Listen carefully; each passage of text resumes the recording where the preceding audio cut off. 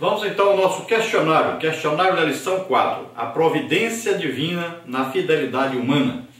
Responda conforme a revista da CPAD do quarto trimestre de 2014 para jovens e adultos. O tema aí é a integridade moral e espiritual, o legado do livro de Daniel para a igreja hoje. Comentarista desse trimestre da CPAD, o pastor Elianai Cabral. Então você complete os espaços vazios e marque com V as respostas verdadeiras e com F as falsas.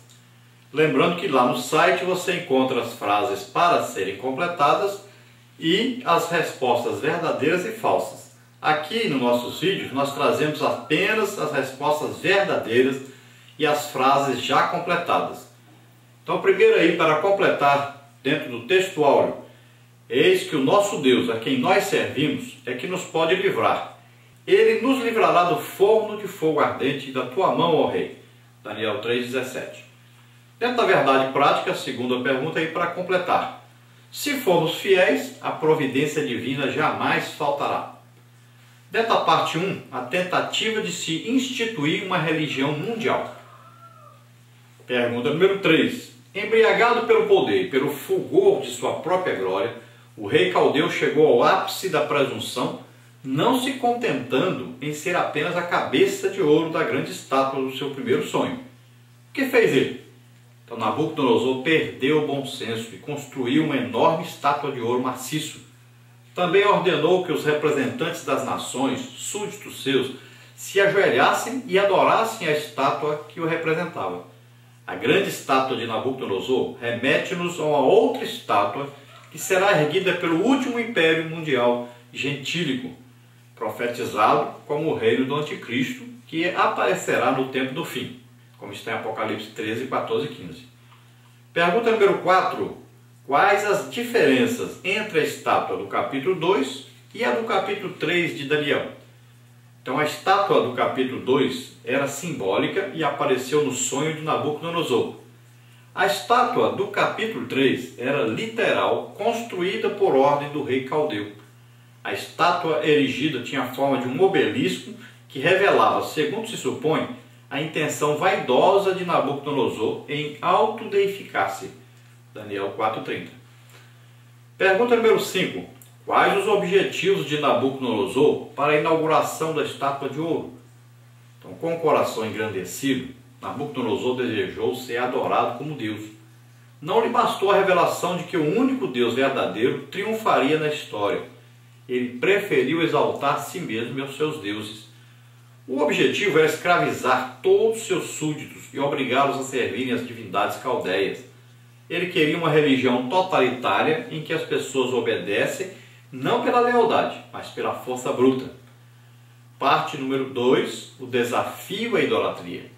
Pergunta número 6. Quais eram as motivações principais para Nabucodonosor construir a grande estátua? Uma das motivações era exibir-se perante os povos do mundo representados naquele evento.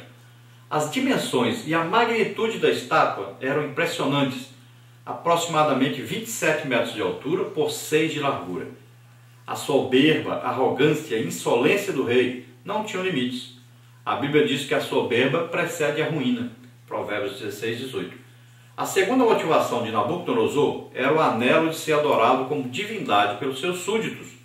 Por isso ele deu ordens para que todos os oficiais do reino se reunissem a fim de adorar a sua estátua. Pergunta número 7. Como a intenção do rei indica o espírito do anticristo que virá?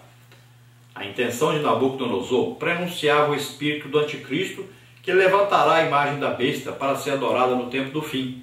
A intenção do rei era impor a religião diabólica de sua imagem para dominar o mundo, não só nos campos material e político, mas também no espiritual. Pergunta número 8. Como aqueles 3 jovens demonstraram sua coragem para não fazer concessões à idolatria? Os 3 jovens hebreus estavam naquele local por força da ordem do rei. Todos os grandes nomes do país, os chefes de governo, os sátrapas, os governadores das províncias, os sábios, os sacerdotes dos vários cultos pagãos, todos estavam lá. A ordem era que, quando a música fosse tocada, todos deveriam ajoelhar-se e adorar a estátua do rei. Quem não obedecesse seria lançado na fornalha de fogo ardente. Como sabemos, os 3 jovens hebreus preferiram morrer queimados a negar sua fé. Agora dentro da parte número 3, a fidelidade a Deus ante a fornalha ardente. A pergunta número 9. Os jovens hebreus foram acusados e denunciados. Qual foi a reação do rei e deles? O rei, quando informado da desobediência dos judeus, ficou enfurecido e mandou que eles fossem trazidos à sua presença. Os jovens hebreus foram interrogados, mas mantiveram sua fidelidade ao Deus de Israel. Eles não se intimidaram diante das ameaças, porque sabiam que Deus poderia intervir naquela situação. Pergunta número 10. Qual foi a resposta corajosa dos jovens hebreus ante a ameaça do rei de lançá-los no fogo? Aqueles jovens sabiam que a fidelidade a Deus é algo inegociável. A lealdade desses jovens era mais que uma qualidade de caráter, era uma confiança inabalável em Deus. A resposta resultava também do conhecimento que tinham do primeiro mandamento do Decálogo, como está em Êxodo 23:5. Deus busca homens e mulheres que lhe sejam fiéis, mesmo quando ameaçados.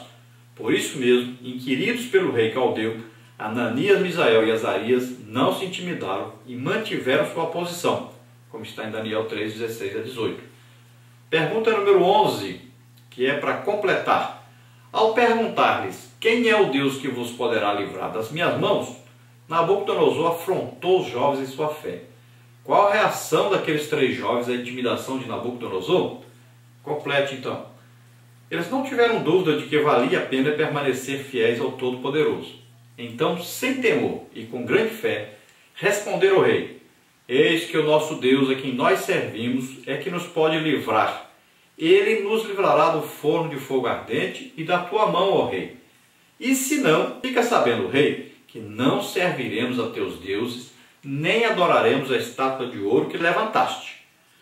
Os 3 jovens não cederam às ameaças e não ficaram livres da fornalha, pois Deus já os esperava ali.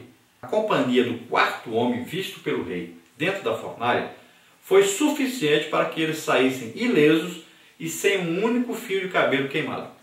Esta resposta dos jovens hebreus confronta a posição de muitos crentes de hoje. Quão facilmente cedemos e até negamos a fé, fugindo do caminho da aprovação. Todavia, Deus conta com crentes fiéis que sejam capazes de responder às ameaças sem temer.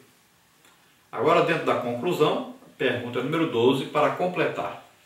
A grande lição que aprendemos com esses 3 jovens é que eles confiaram suas vidas a Deus e não se preocuparam com as consequências da fornalha. Mesmo que Deus não os impedisse de morrer queimados, eles não negariam a fé. Que tenhamos essa mesma fé para enfrentar as tribulações da vida. Glória a Deus. Aleluia.